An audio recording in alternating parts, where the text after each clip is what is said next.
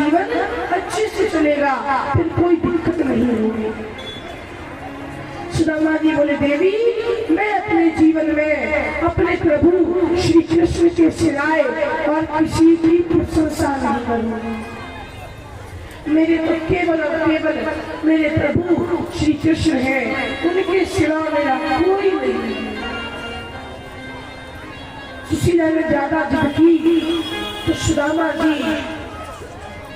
सुशीला की बात को मानकर महाराज के महल में आए। देखा राजा मदिरा पीकर रस्सी में पड़ा हुआ है। सुदामा जी गए थे प्रशंसा करने, लेकिन जैसे ही देखा कि मदिरा पीकर नशे में पड़ा हुआ है, सुदामा जी प्रशंसा नहीं करते, उपदेश करने लगते हैं।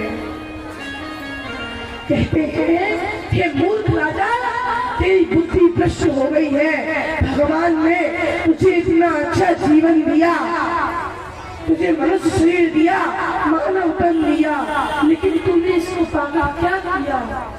भगवान का नाम आज तक लिया नहीं, भगवान की प्रशंसा आज तक करी नहीं, मदिरा पीकर नशे में चूर पड़े हो।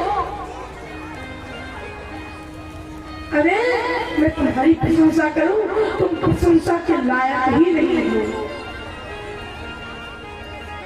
राजा को क्रोध आया। राजा ने कहा सैनिकों से, जाओ जाओ और जाकर इसे महल की छत से नीचे फेंक दो। इसकी मृत्यु हो जाएगी, तब इसे पता चलेगा कि ये मुझसे जवान लड़ाता है ना, मुझे उपदेश करेगा, इसकी स्थिति करो, ये करो, वो मुझे उपदेश करेगा। तुम जाओ इसे छत से नीचे फेंक दो। तो वो जो सुदामा जी के जो मित्र था, इसका मंत्री चरणों में गिर गया। महाराज ये मूर्ख है, पागल है, क्षमा कर दीजिए।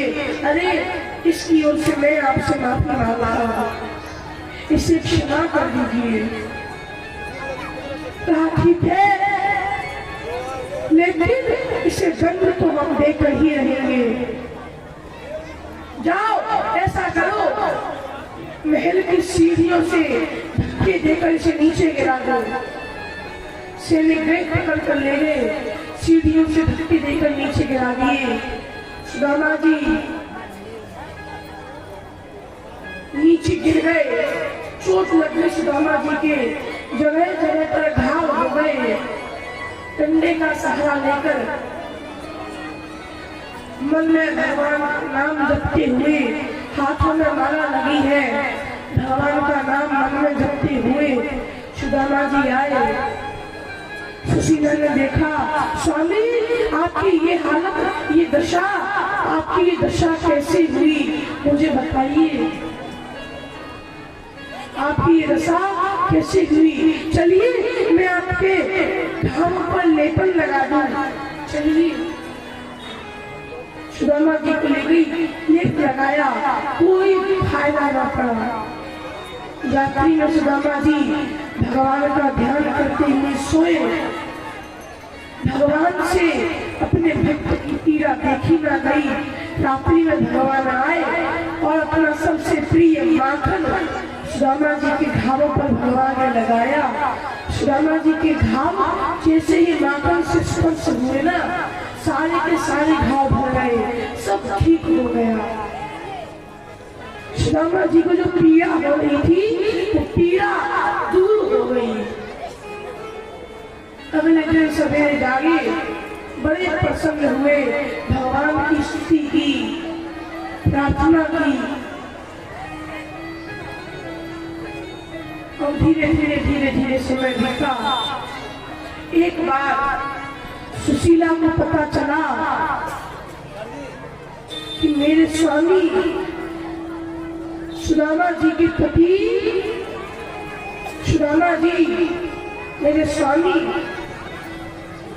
द्वारकाधीश प्रभु श्री कृष्ण के मित्र हैं, उनके मित्र हैं, गुरु भाई हैं। जो ये पता चला सुशीला को कि सुदामा जी श्री कृष्ण के गुरु भाई हैं, सुशीला ने सुदामा जी से कहा, स्वामी, हे स्वामी, क्या आप प्रभु श्री कृष्ण को जानते हैं? सुदामा जी बोले, कृष्ण को? हाँ हाँ, वो तो मेरा बचपन का मित्र है, गुरु भाई है, मेरे ही साथ गुरुकुल में वो पढ़ा है। अच्छा, तो मेरी विनती मानिए, मेरी प्रार्थना स्वीकार कीजिए, आप द्वारका जाइए और द्वारका जाकर प्रभु श्री कृष्ण से कुछ धन मांगिए, वो अवश्य ही आपको कुछ न कुछ देंगे। वो ब्राह्मणों के बहुत बड़े भक्त हैं, उनसे आप थोड़ा सा धन मांगिए, वो अवश्य आपको देंगे।